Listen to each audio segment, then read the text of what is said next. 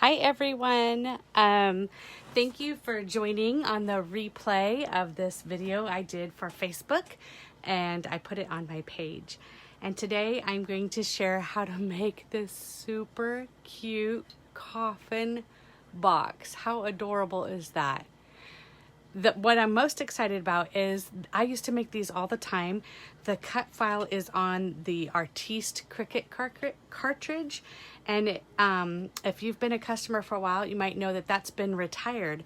But now that we are Cricut affiliates, it's on Cricut, and so you can get it a couple different ways. You can, if you have access, you can get these images as part of access, and then the way I like to do it is I like to buy the whole thing. There's 700 images in this particular cartridge, and so I like to go get it, buy the whole digital one. So I'll post links on how to do that. My bit.ly link, it's bit.ly/Stamp Till Dawn Cricut, will take you to my area so you can buy the whole cartridge. But anyways, enough about that selling stuff. I want to show you the cute stuff. So the cool thing is, this is how the cartridge cuts it, and I apologize, it's black on black. Let's see if that makes it show up a little bit better. So this is the bottom and this is the top, but I adapted the cut file. You know how crazy I am. I'm always adapting things. So I adapted the cut file so it also cut a piece to go right on top of the cover. So I'm super excited about that, and I will be sharing a video on how to do that. But the cool thing is, now that I've done the work, I can just share the link to the file. So if you have access or you own the cartridge, it will allow you to cut it this exact size and have this extra piece on there. So enough about that. Let me show you some ways to assemble it. So I've already cut it and I scored it, and when you're scoring it, I fold it down a little bit to follow the score lines, and then I take a bone folder and really get a nice crease in there, and that really helps when you're doing boxes or 3D items, that getting a real solid crease makes it work out better for you.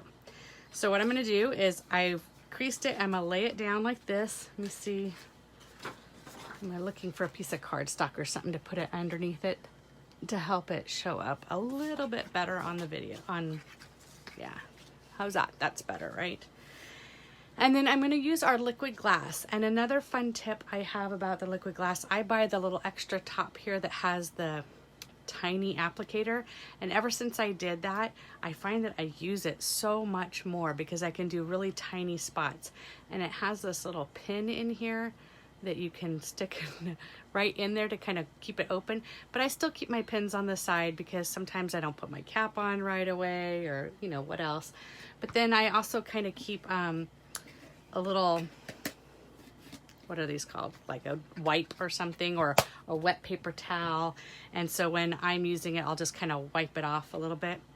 And then my third tip about liquid glass that I just recently stumbled upon, because I always have a lot of bottles of it, and this one was getting really low and I was really having to squeeze, and so I combined two bottles and it's nice and full now. Oh my gosh, I'm going to do that from now on. I'm just going to keep pouring another one in it to keep it full, because it makes it so much easier to just get it to come out of the bottle. I barely having to squeeze right now. So I'm putting liquid glass on all the little tabs where it's folded over. And the good thing and bad thing about liquid glass is it sets up pretty quick. So sometimes if I don't move quick enough for this, when I get to the end, I might have to add a little bit more. So I just put it on there and give it a nice little press, because like I said, it does set up pretty quick. So it makes it good for these 3D items. So I'm just going to kind of work along through here, just folding it in, giving it a nice press. It's kind of like ironing it, I guess, with my fingers. Pressing it, and here at the end.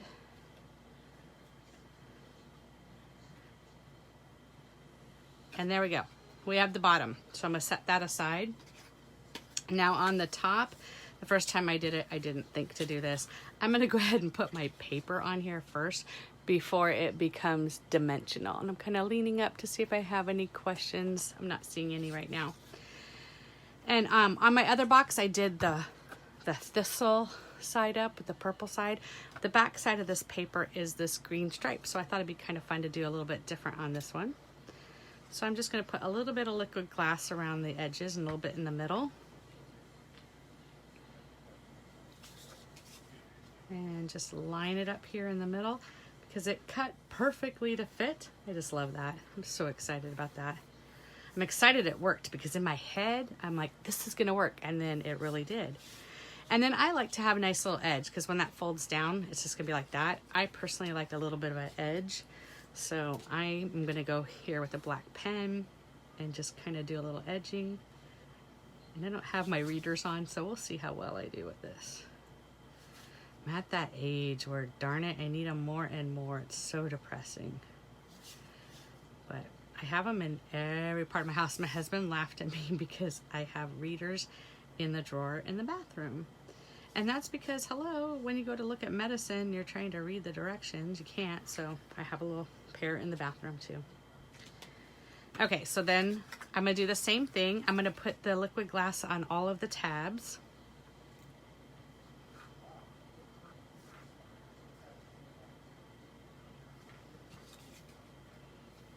Oops. Things never go as smoothly on camera as they do off. I feel like I didn't fold this one before. We'll see when I get to it. Okay, I'm gonna wipe this off, put the cap on it, because I didn't last time. Maybe I'm gonna put the cap on it again with the readers. Sorry, there we go. Okay. And then I'm going to go around and move those. I think I did forget to score and fold those little, two little flanges there, but I may be able to force it to my will as we're doing this.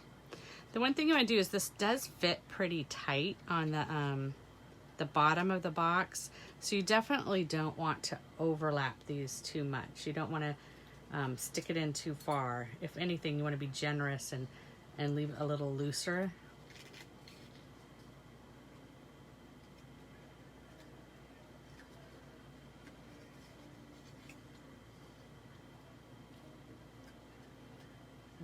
Okay, so there's our top and our bottom. And then I am using our Spooktacular special. I'm loving these stamps. How cute are those? And then it comes with thin cuts for the animals, the cat, the dog, the bunny, the owl. If they look blurry, it's because I didn't line them back up on the carrier sheet very well. And so here I have cut out some of them ahead of time. Here's the dog.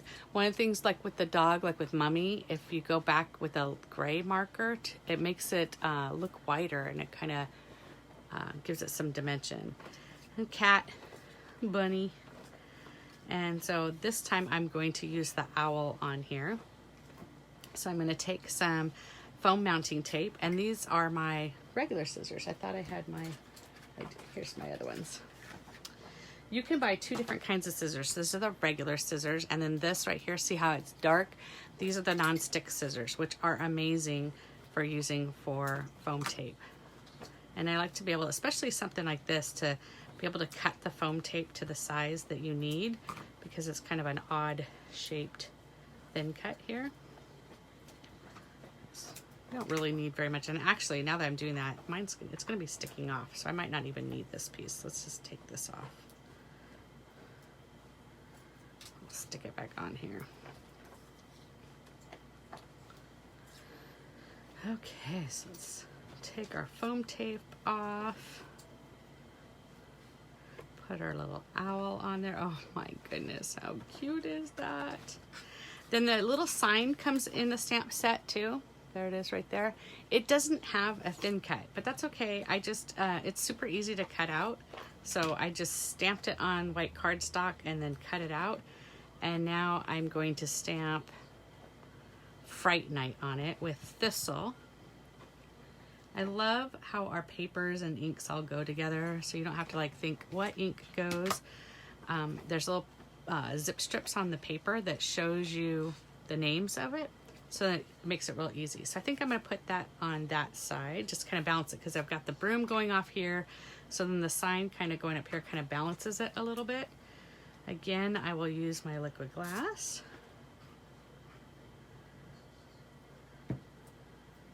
And I didn't put it all the way up at the top because I think it's gonna lift off a little bit there. So there we go. And then I cut out a little moon too. This is also in the stamp set. So again, it was a real easy one to cut. So I just stamped it, colored it in, and then cut it out. And we'll stick a little moon up here. How cute is that? And we'll just stick them together. So as you notice, I was kind of letting them dry before I pushed them together, where I'm gonna put pressure onto those joints where it was glued, and it's doing just fine. And then I found this washi tape I had laying around. I don't know if it's close to my heart or if it's something else I found, but I thought it was super cute.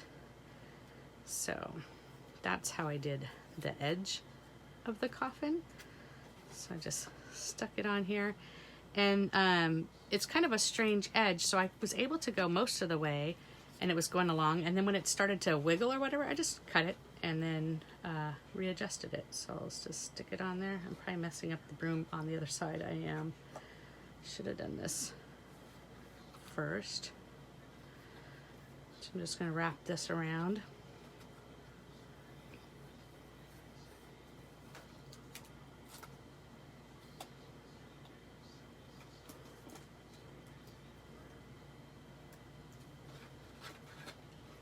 And it seems to be doing really good this time. I'm not getting any places where it's like wrinkling, but this might be the corner where I had the problem before.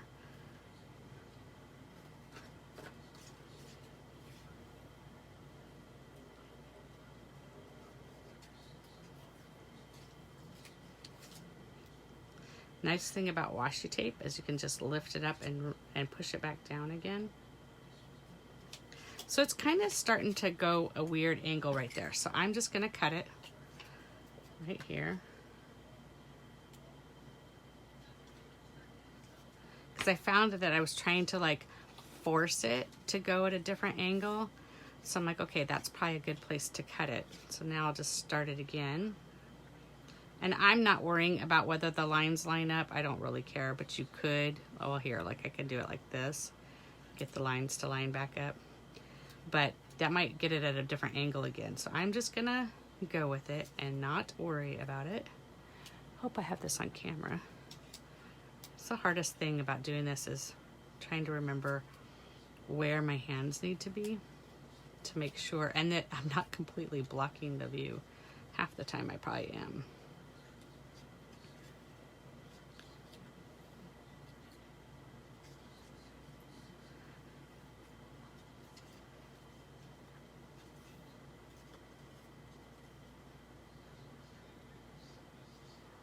Okay, and then I'm just gonna cut it down here.